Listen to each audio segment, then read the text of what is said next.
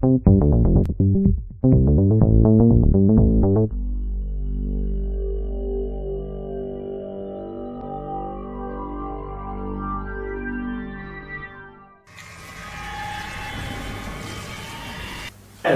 tout est à sa place. Ouais. Sinon, je ne ferai jamais à la téléportation. Bon, Scotty, bien arrivé, je vous rappelle. Ah, vous étiez là.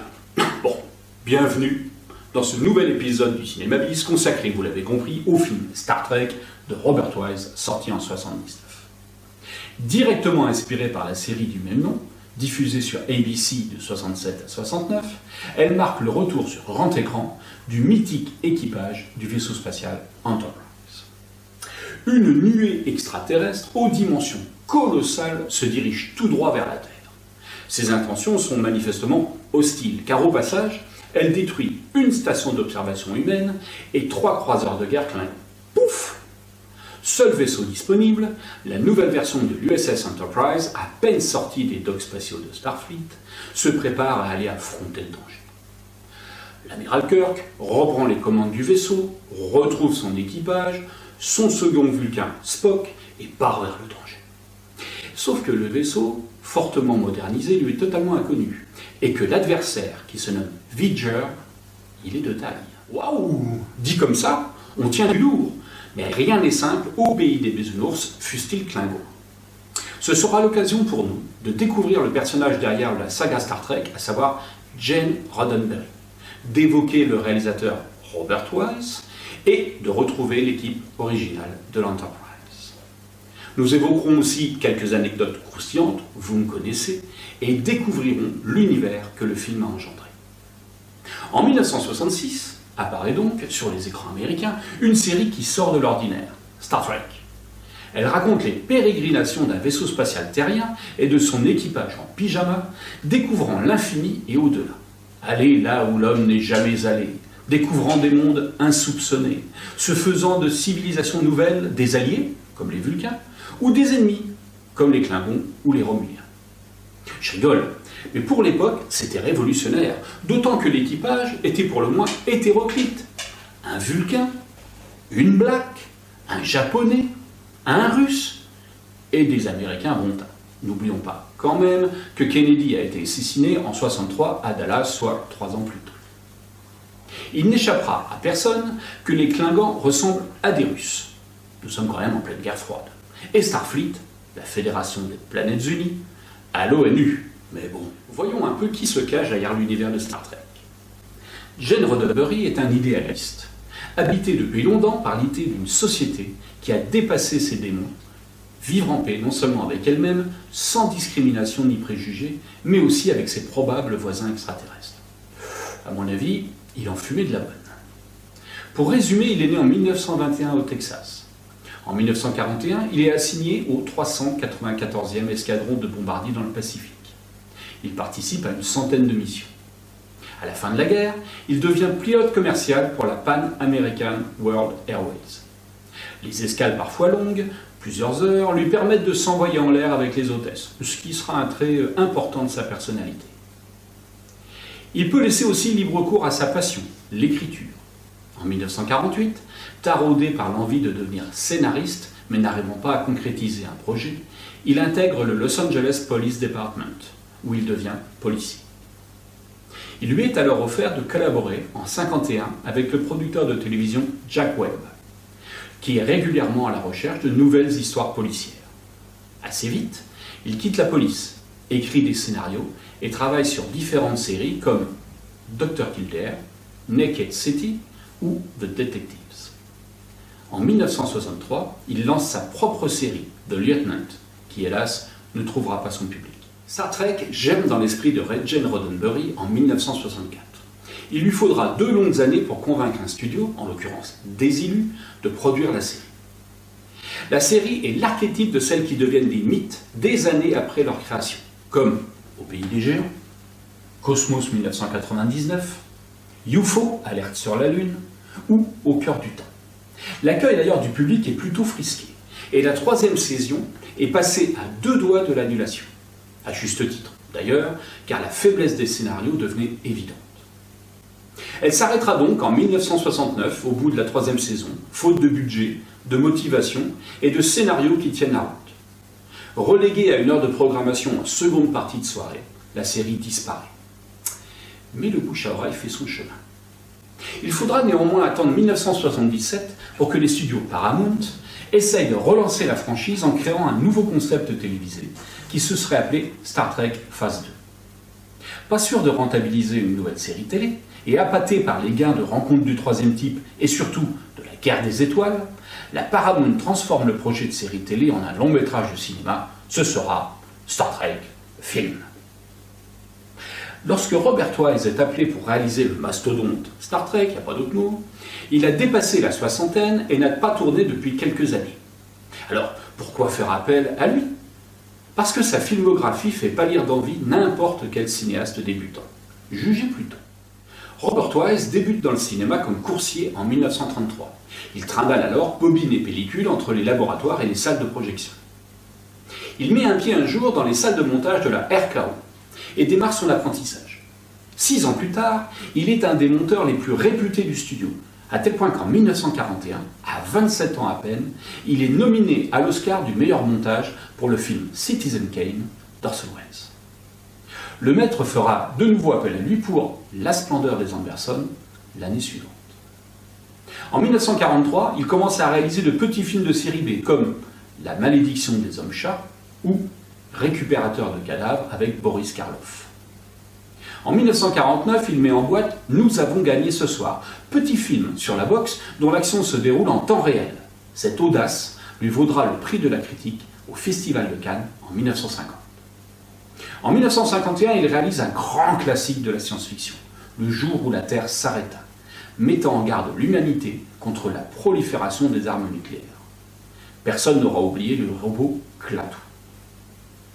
10 ans plus tard, il co-signe la mise en scène du film West Side Story, qui sera un triomphe critique et public, avec pas moins de 10 Oscars, dont celui du meilleur film et du meilleur réalisateur. En 1963, il apporte sa patte à un petit film d'épouvante, La Maison du Diable, qui, avec très peu d'effets spéciaux, a fait peur à toute une génération. Passant sans transition d'un genre à l'autre, il revient à la comédie musicale avec La Mélodie du Bonheur. C'est une nouvelle fois le jackpot aux Oscars de 65. 5 récompenses, dont à nouveau les plus prestigieuses, à savoir meilleur film et meilleur réalisateur. Le film fait également un carton en salle. En 1966, il met en boîte La canonnière du Yangtze avec Steve McQueen et Richard Attenborough. Parabole sur le conflit du Vietnam, ce sera la seule occasion pour Steve McQueen d'être nominé aux Oscars. C'est peut-être d'ailleurs son meilleur rôle. Son savoir-faire, son exigence, sa direction d'acteur, sa capacité à gérer des tournages compliqués et ambitieux en faisaient donc le candidat idéal pour réaliser Star Trek en 1979. De 1985 à 1988, il présidera l'Académie américaine des arts et sciences du cinéma. Et le casting dans tout ça, me direz-vous? En fait, on prend les mêmes avec 10 ans de plus et on recommence. Tout d'abord le boss, l'amiral James Tiberius Kirk, alias William Shatner. Il est né en 1931 à Montréal et fait ses débuts à la télévision en 1954 dans Les Frères Karamazov de Richard Brooks. Il enchaîne ensuite des participations dans des séries populaires comme Alfred Hitchcock présente, La Quatrième Dimension ou Le Fugitif. Le succès arrive vraiment avec le rôle du Capitaine Kirk dans Star Trek, de 1966 à 1967. Écrasé par le rôle, il aura du mal à retrouver le chemin des studios, vivant même dans un camping-car pendant un certain temps, cachetonnant à droite, à gauche, dans d'autres séries comme Hawaii Police d'État, Kung Fu, Colombo ou Manix. C'est Star Trek le film, en 1979, qui relancera sa carrière. Non seulement il participera activement à la franchise, mais fera un retour à la télévision, notamment dans le rôle de Hooker, de 82 à 86, et Boston Justice, de 2004 à 2008. Il participera également à des longs métrages comme Y a-t-il un pilote dans l'avion, en 82, où il se parodie d'ailleurs brillamment, Miss Detective, en 2000, ou Dodgeball, en 2004. À côté de ça, il est également le créateur de Tech War, série de romans comics et série TV, dont il réalisa quelques épisodes. Monsieur Léonard Nimoy maintenant. L'interprète du Vulcain Spock est né en 1931 à Boston. Très rapidement, de par son physique atypique, il tourne dans des séries comme Bonanza, Perry Mason ou Au-delà du réel. Souvent cantonné dans des rôles inquiétants, il accède comme Shatner au succès avec Star Trek en 1966. Sa froideur, sa logique imparable, son humour à froid, ses haussements de sourcils, ses oreilles pointues en font rapidement la coqueluche des fans de la série. Là où Shatner a échoué, Nimoy va capitaliser sur sa renommée et enchaîner avec le rôle de Paris dans Mission Impossible de 69 à 71. Il participera ensuite à de nombreuses séries télé et passera à la réalisation notamment avec Star Trek 3, Star Trek 4, 3 hommes et un bébé, le remake américain de 3 hommes et un couffin. Il sera d'ailleurs le seul à faire une apparition dans la nouvelle franchise Star Trek réalisée par J.J. Abrams. Acteur, réalisateur, scénariste, photographe, producteur et même chanteur country, il était ce qu'on appelle un artiste complet. De Forrest Kelly maintenant, qui interprète le docteur McCoy, ou Bones pour les intimes. Vétéran de la Seconde Guerre mondiale, il est surtout connu pour ses rôles de méchants, dans des séries télé ou des westerns. À l'opposé de Spock, extraverti, terriblement empathique, la série mettra fin à cette triste réputation. De sa filmographie, on retiendra, en dehors des 6 Star Trek, Règlement de compte à Hockey Coral de Sturges en 57, Le Trésor du Pendu en 58, L'Homme au Colt d'Or de Dmitrik en 59, Apache Uprising en 66, Les Rongeurs de l'Apocalypse en 79. Grand moment de n'importe quoi cinématographique. James Doohan, qui joue le rôle du commandeur Montgomery Scott, ou Scotty, est également un vétéran de la guerre et a même débarqué sur les plages de Normandie. Il fut d'abord professeur d'art dramatique avant de se lancer dans le cinéma et la télévision, en dehors de la série télévisée Star Trek, où il joue les MacGyver spatiaux et des films dérivés, mais il n'a rien fait de notable. Nichelle Nichols commence sa carrière à 15 ans comme danseuse et chanteuse dans l'orchestre de Duke Ellington. Elle débute à la télévision dans la série The Lieutenant, créée, tiens donc, par Gene Roddenberry. Elle intègre ensuite naturellement l'équipage de l'Enterprise, au poste de responsable des communications. Elle est la première afro-américaine à tenir un rôle récurrent dans une série télé américaine. Fierté d'ailleurs qu'elle partage avec Gail Fisher, qui jouait Peggy, la secrétaire du détective Joe Mannix. George Takei, de par ses origines japonaises, a souvent joué les Asiatiques fourbes et cruels. N'oublions pas que la Seconde Guerre mondiale n'est pas oubliée et que les relations américano-chinoises sont tendues. Je vais reprendre à George Takei.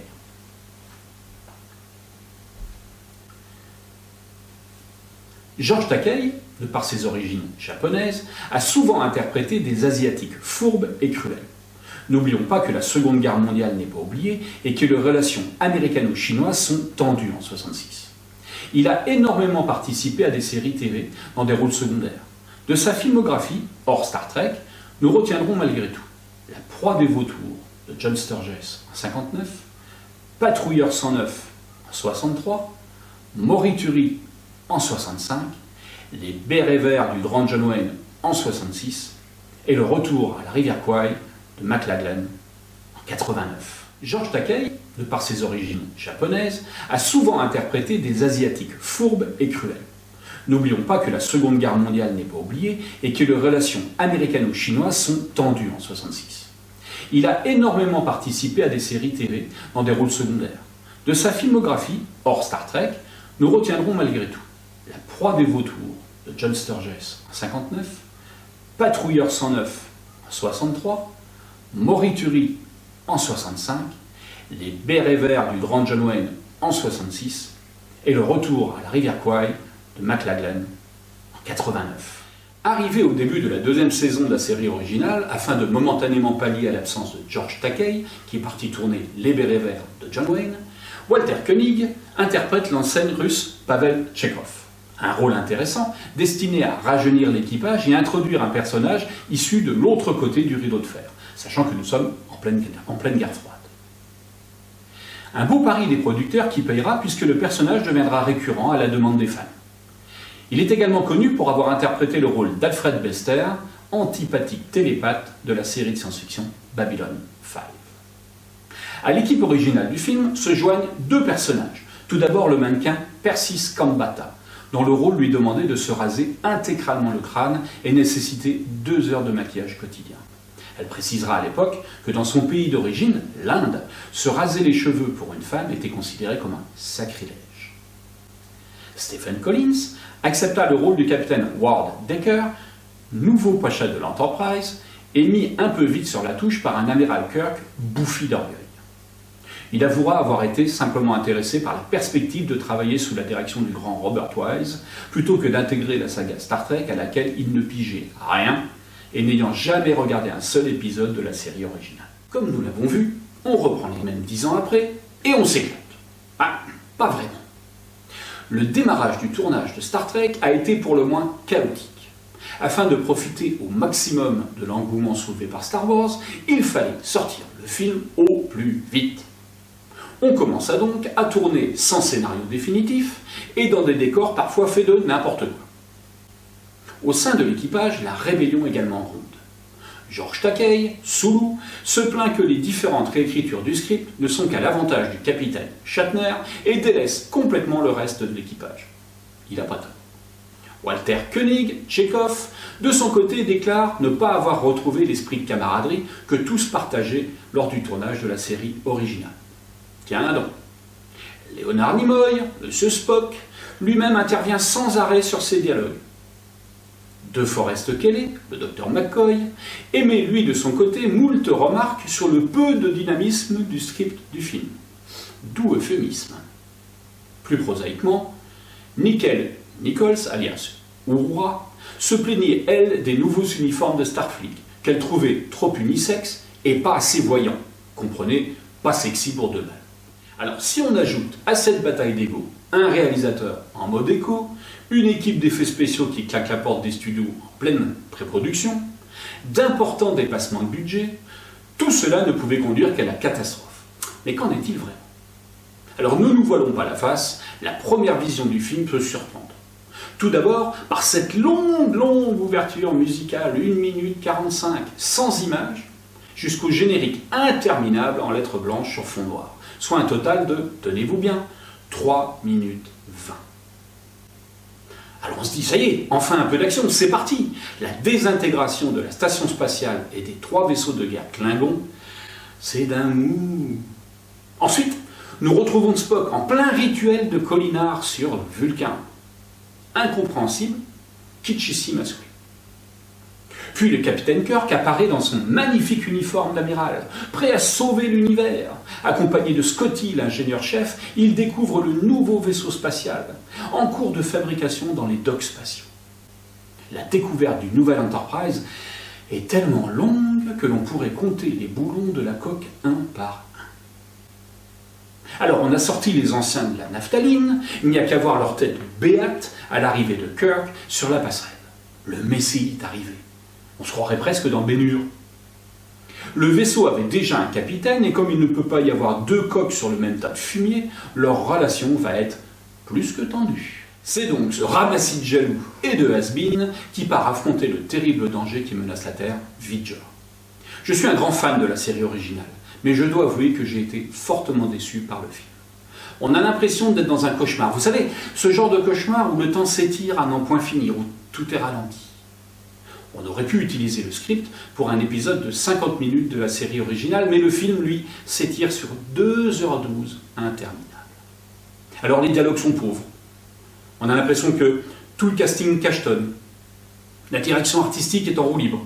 Le script, pseudo-métaphysique, aussi lourd que le Guerre épée de Tolstoï. Outre le plaisir coupable de retrouver l'équipage de l'Enterprise 10 ans après, il faut reconnaître certaines qualités au film. Une utilisation astucieuse de la sonde Voyager, une musique de Jerry Goldsmith de très haut niveau, des décors malgré tout réussis et des effets spéciaux signés John Dykstra éblouissants, notamment l'intérieur de Voyager.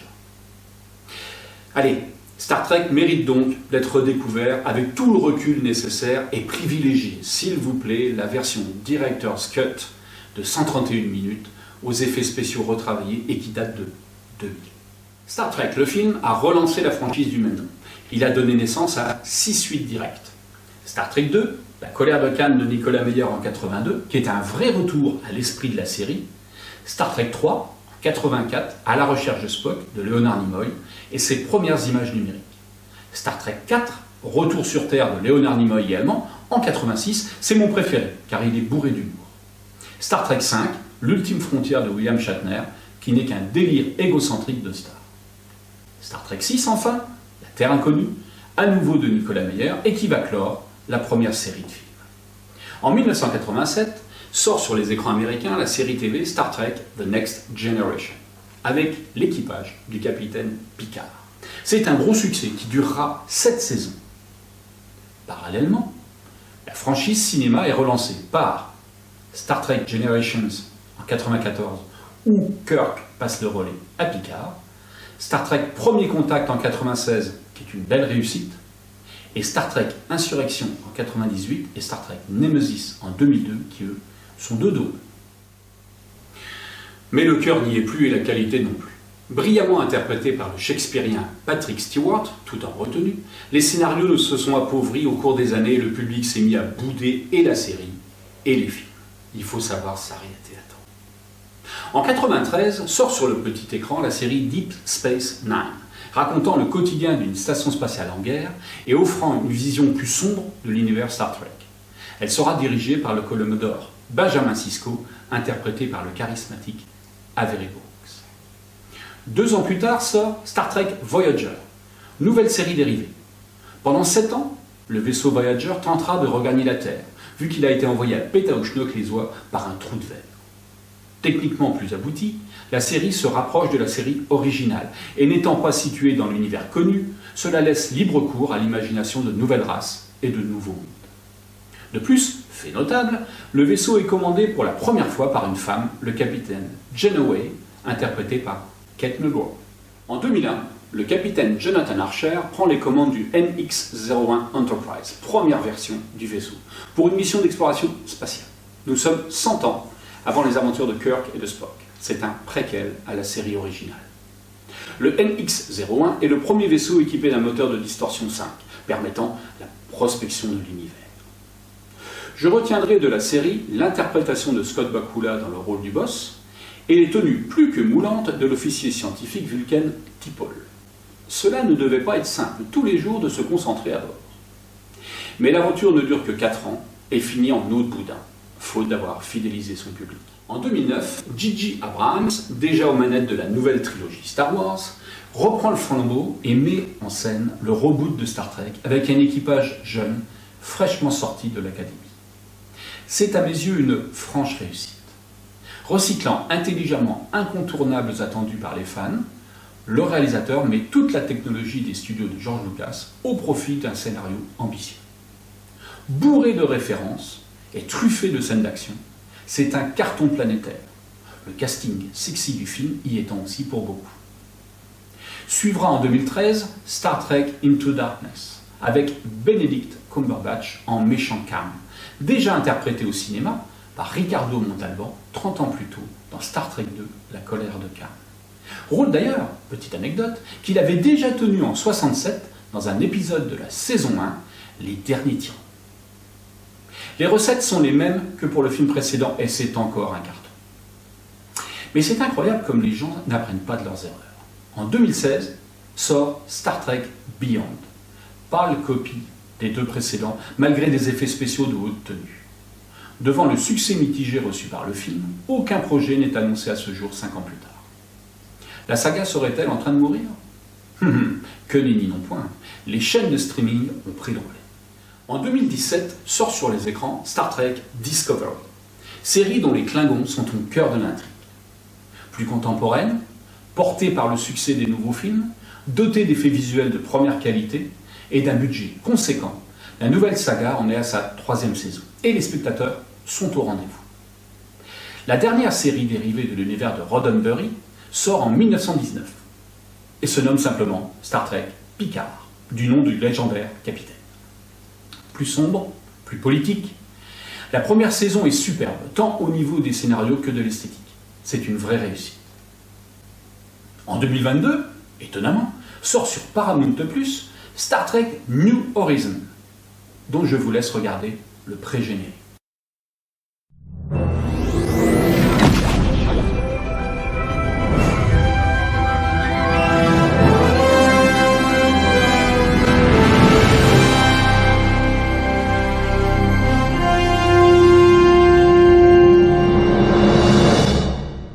Une vraie envie de la part de la production de retrouver l'esprit de la série originale.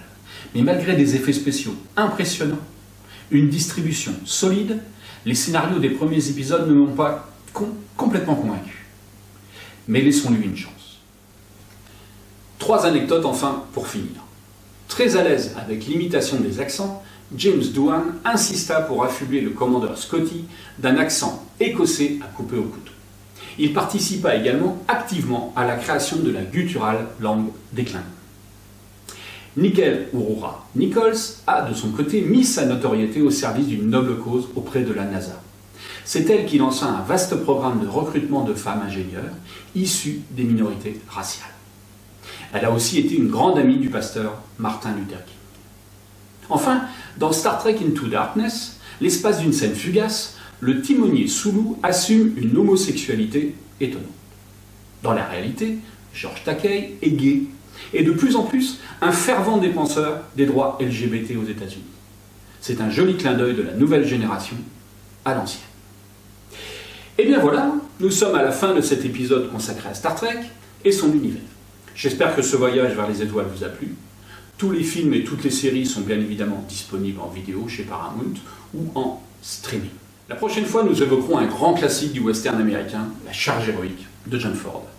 Et comme ce film fait partie de mon top 5, je vais y prendre, croyez-moi, un grand plaisir. Alors bon cinébis à toutes et à tous. Ok Scotty, vous pouvez me ramener à bord, et en un seul morceau, si possible. Salut!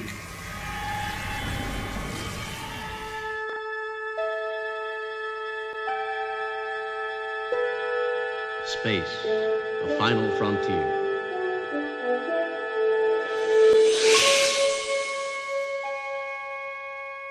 These are the voyages of the starship Enterprise. Its 5-year mission, to explore strange new worlds, to seek out new life and new civilizations, to boldly go where no man has gone before.